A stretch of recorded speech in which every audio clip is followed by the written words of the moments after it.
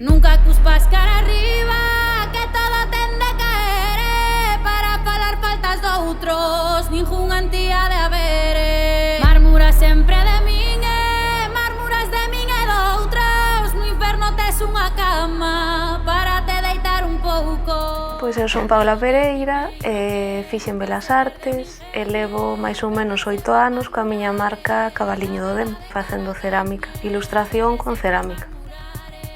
Eu son Vanessa Iglesias e nada, eu a verdade comecei un pouco por casualidade, sí, por casualidade no tema de marcación, porque eu fixen Historia da Arte e despois a raíz de viaxar e vivir, experimentar un pouco fora, pois dei ca marcación de casualidade foi cando unha vez estando en Londres, que era onde eu traballaba, decidín traer o proxecto de volta a Galicia e empezar aquí. Eu ao principio recordo que cando empezaba a traballar iba a todas as feiriñas e aí foi onde empecé a conocer un montón de xente, e ti entre elas, no festival en Vila García, Cadraramos. A min gustaba moito ler poesía, vincular a poesía coa peza e crear unha peza do que me inspira. Entón tamén fixen de Xela varias peciñas este ano que se reivindica a Xela por fin, pois xa que das poucas mulleres tamén, pois fixen unhas peciñas inspiradas nela. Porque eu creo que tamén a túa ilustración coa cerámica, funciona tan ben, como para traballar eso coa poesía, non? Me parece... Sí, a min é algo que me inspira moito, a verdade. Eu no meu caso non intento... A verdade é que é un equilibrio difícil a veces de achar, de que a obra que ti estás marcando siga o seu propio protagonismo, siga o seu propio camiño, pero por outro lado que o teu marco complemente sin quitar protagonismo á peza, sabes? Non tampouco me gusta que vaya unha cousa por un lado e outro polo outro, senón que haxa que se complemente. O traballo da marcación sempre necesitas, sempre vai ser colaborativo de algún xeito, non?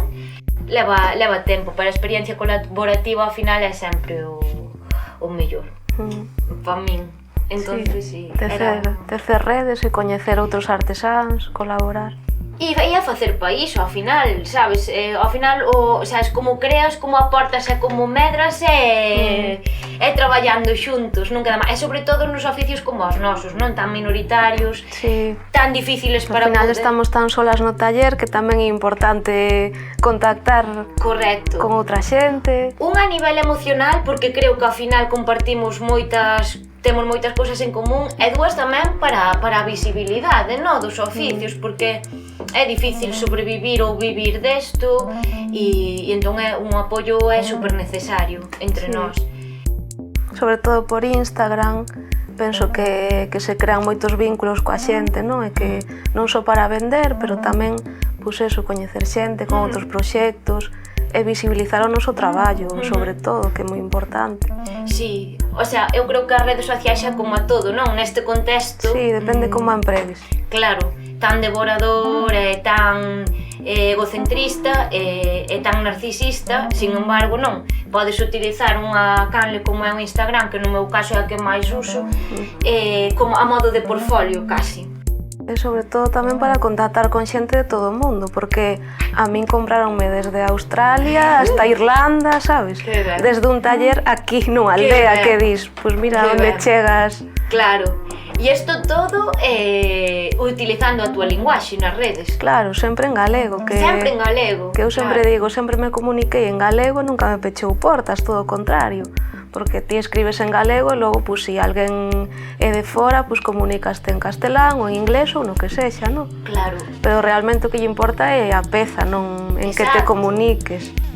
Ao final ti, a quen máis che vai a axudar a medrar, sempre, estamos falando da parte económica que é sempre máis desagradable, pero é así, é a xente que tes ao arredor, tes que ser realista, e eu creo que nos equivocamos ao rexeitar o noso idioma en favor de, o inglés ou o castelán, porque non é así, eu creo que ao revés, o contrario ainda fai máis de ti, máis propio, sabes? Aparte, nós como galego falantes é algo natural, non imos... Non, eu polo menos nunca se me ocurriu, pois vou a escribir noutra lingua. É o que falei sempre, é o que me sae, o que sinto. Exacto. É máis en algo que estás creando ti, que tamén forma parte de algo que che sae de dentro, pois non o vou facer noutra lingua, non sei. O que si teño moi claro é que tanto na web como nas redes sociais e todo eso, o uso do galego, a potenciar o uso do galego. De feito, eu falo cajeada, co seseo implosivo, porque é o da miña zona, non? Claro, é precioso. É como que sempre semella que... Porque a diglosia, non sei ti que pensas, Pauliña, pero eu penso que sigue super implantada, por desgraza, nestes días aínda. Bueno, creo que como galego falantes que vivimos situacións que nos discriminan, no, directamente. Tive un proxecto en Pontevedra, un proxecto colaborativo de artesáns, estive 2 anos aí nunha tenda, facíamos talleres, bueno, vendía pezas de moita xente, non? E sí que tiven aí un problema con normalización lingüísticas por escribir en galego reintegrado nas redes e tal. Bueno, era como unha axuda e puxeronme problemas por eso. E sí que creo que, bueno, sendo reintegracionista que moita xente ten problemas, pois, por exemplo, nos premios de poesía en moitos non podes participar, claro. Entón, sí, bueno, no meu caso tiña claro que o nome da marca iba a ser reintegrado, porque así o sentía, e non teño problema con ningunha das dúas normativas, sabes? O expreso menas dúas, pero sí que creo no reintegracionismo e no que temos a sorte de ter unha lingua internacional e que temos que aproveitar eso. E ti, Pauliña, ti tes problemas ou éche difícil atopar as palabras técnicas en galego para no que é o teu oficio? Eu creo que no tema da cerámica, como está moi vinculada coa nosa historia, sí que penso que hai moito vocabulario. Sí. Eu, bueno, teño varios libros que teñen recollido. Polo tema tamén, claro, da olería, non? Claro, en Galiza, sí. Claro, é moi... Aparte, claro, a ser un oficio tan antigo.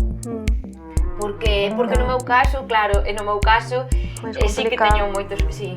De feito, eu uso moita terminoloxía en inglés, porque claro, eu formeime en inglés.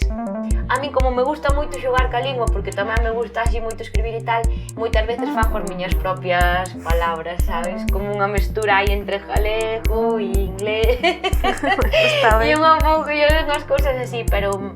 Si, técnicamente, claro, non, aparte que o meu non é un oficio moi común.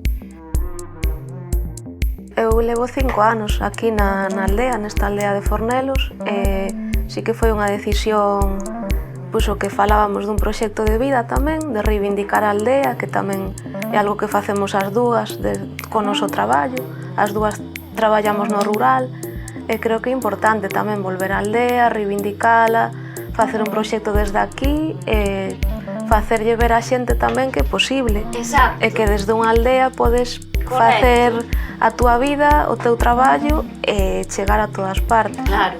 Se non hai xente que digamos, que estemos vivindo no rural, como imos, sabes, evitar que se planten eucaliptos? Como imos evitar que se cerren camiños reais ou que, sabes, ou camiños romanos, que pasa tamén no Concello da Estrada? Non, temos que reivindicar o noso espazo no rural. Eu creo que, vamos, se vives e traballas dende o rural, xa temos un bo anaco andado. Aparte que tamén é unha inspiración para nós, a min polo menos, estar neste entorno, sabes, e que me inspira totalmente. Na túa obra é moi obvio, non? Sí, bueno, eu creo que nas dúas.